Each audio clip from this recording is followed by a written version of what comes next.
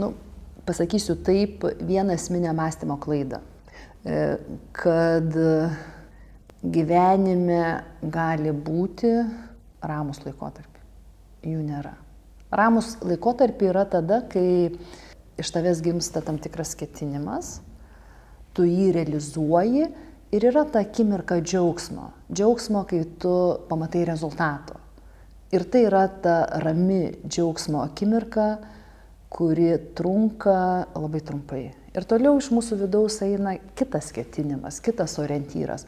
O gyvenimas tai yra audra, didesnė, mažesnė, bangavimas gal. Ir laukti, kaip Aristotelis Onasis sakė, kol jūra bus rami, tai reiškia, kaip vienas mano klientų yra pasakęs, aš mokymosi metu supratau, kad gyvenimas eina pro šalį.